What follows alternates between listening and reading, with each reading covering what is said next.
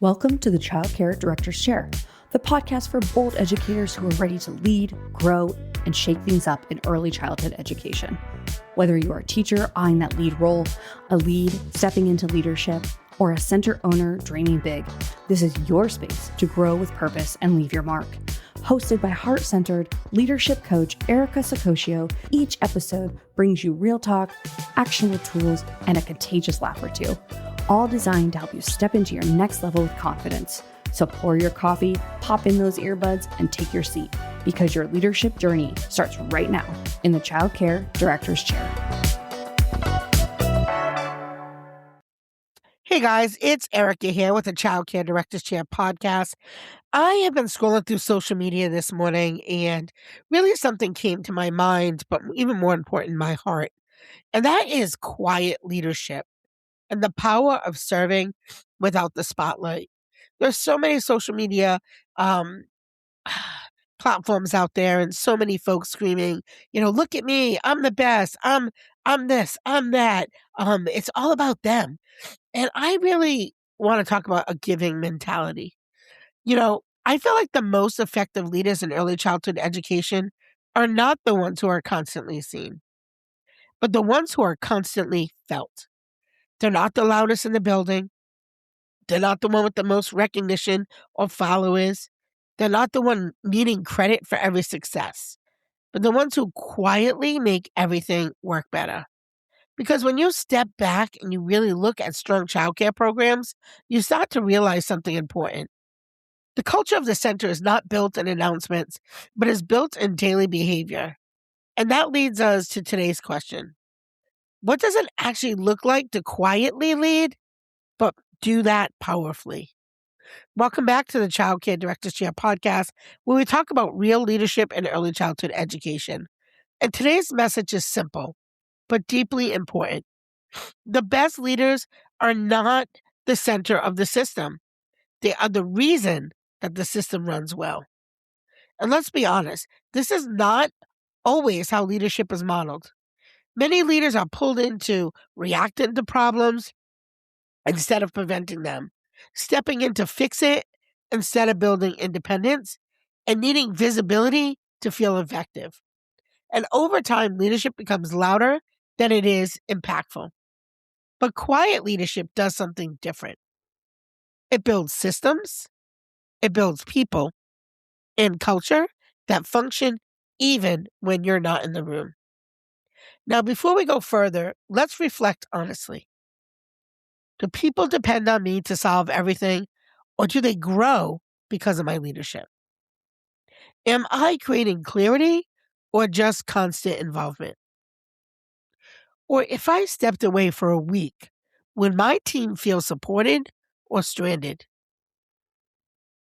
Ask yourself, do I lead in a way that multiplies others or centers around myself?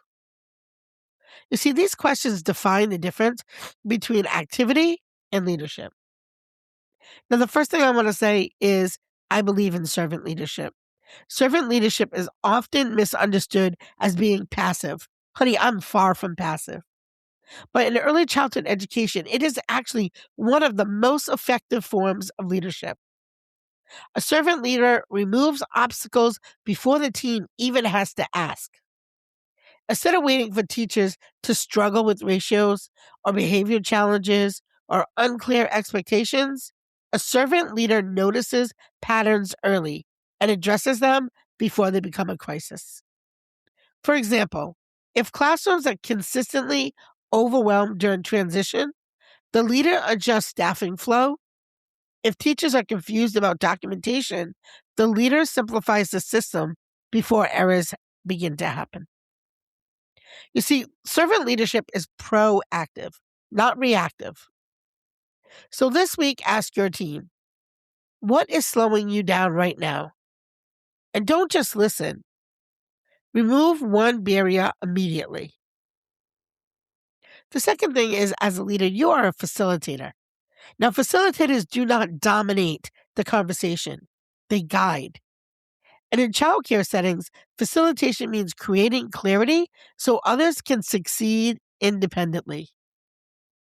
Instead of stepping into every solution every classroom conflict, a facilitator might say or do one of these things.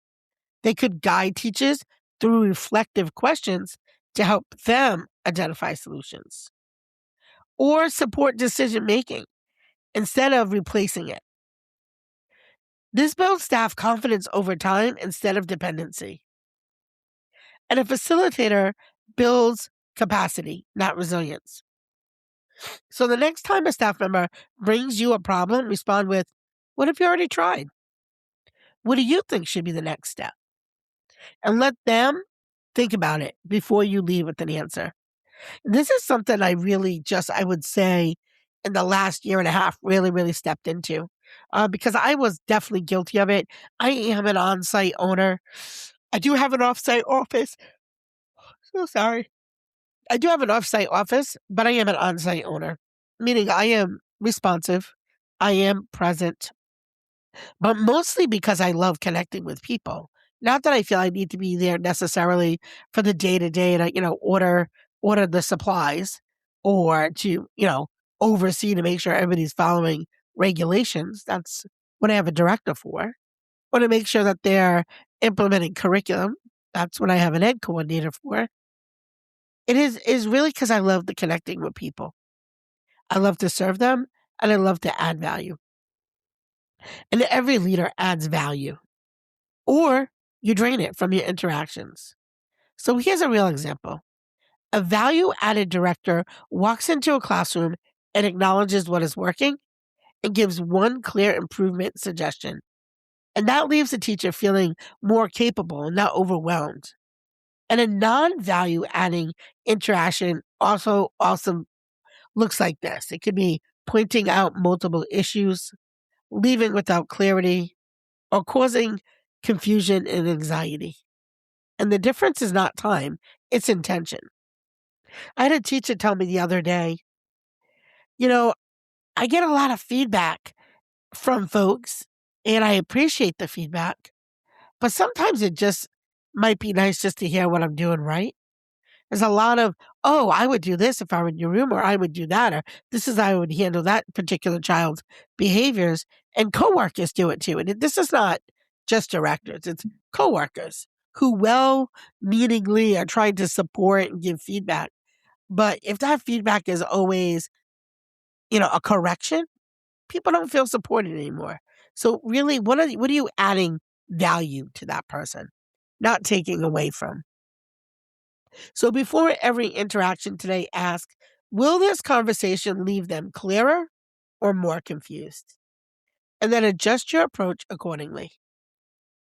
Now, a leader is also a success builder. Strong leaders don't build dependency, they build capability. So instead of always stepping in during staff shortages or classroom challenges, a success builder and a success builder leader develops assistant teachers in decision making. They also help train staff to handle common issues independently. And you create systems so the center can run without consistent intervention. And over time, the team becomes stronger, not more dependent. And that's something that I, again, had to do on my own. Because I travel so much now, I really need the staff to be able to run the center without me being there, without me calling, right? If I am 14 states away, there's really not much I can do other than a supportive phone call or Zoom call, right? So I need to know that my team are able to make some decisions, are able to have some autonomy within the policies and the regulations to make things happen for the kids, for each other, for the parents. Success builders measure leadership by how well others function without them. So identify one task you currently always handle and ask, who can I train to take over this task? Then begin to transfer responsibility this week. The last thing I want to say is quiet leadership without fanfare. Quiet leadership is not invisible, it's intentional. It is leadership that does not require recognition to feel effective. A quiet leader fixes staffing gaps without announcing it, or supports a struggling teacher privately, resolves conflict without turning it into a public moment, or improves systems without needing credit. Their impact is seen in stability, not in the spotlight. So this week, do one leadership action without telling anybody. Fix a system quietly, support a staff member privately, solve a problem without announcement, and then reflect. Did the outcome improve without recognition? So ask yourself this again. Am I leading for visibility or am I leading for impact? Does my team grow more independent because of me? Am I building systems that work without my constant presence? Do I need recognition to feel effective? Because quiet leadership is not about being unseen. It is about being unnecessary in the best possible way. So this week, challenge yourself. Lead without an announcement, remove one barrier silently, empower one staff member, and step back from one task you normally control. Let your team succeed without stepping into the center. And then reflect. Did your leadership improve because you were present or because you empowered others? Now, if this episode resonated with you, share it with another childcare leader who's working to build stronger, more sustainable culture. I also would like to say a big thank you to our sponsors at Delaware State University. This episode is sponsored by DSU. They have early childhood education programs. You have to take a look. The link is below. But Delaware State University offers academic pathways designed to support current and aspiring early childhood professionals who want to grow as educators and leaders. Their programs are designed to support working professionals in ECE, provide degree pathways in education and leadership development, and strengthen instructional and administrative practices through rich-based learning environment. Also, prepare educators to lead high-quality early learning environments. For professionals looking to advance their careers while continuing to serve in the field, Delaware State University provides flexible academic opportunities designed for real-world educators. So learn more by visiting Delaware State University's Early Childhood Program. The link is below. And thanks for being here today. And remember, the strongest leaders are not always the most visible. They're the ones who build something strong enough that it will last longer and it doesn't depend on them. So that's it for today. As always, thank you for tuning in and have a great day. That's a wrap for this episode of the Childcare Directors Chair, where we believe leaders aren't born, they're grown. If something sparked for you today, share it, shout it out, or pass it along to the next bold changemaker in childcare. Don't forget to subscribe, leave a review, and stay connected with Erica Sacosio for more real talk leadership tools and a whole lot of inspiration. Until next time, lead with heart, grow with fire, and always remember, the chair is yours. Now own it.